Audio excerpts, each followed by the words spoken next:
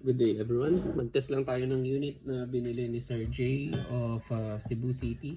Ang binili ni Sir is brand new WE G17 Gen 5. So may kasamang dalawang backstrap, pin. Ayan, dito yung unit.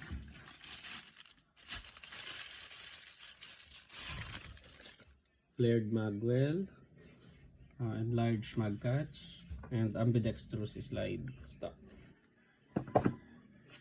So test natin yung magazine kung may leak.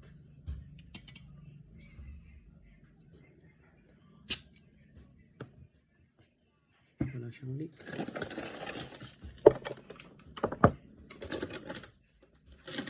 Five shots.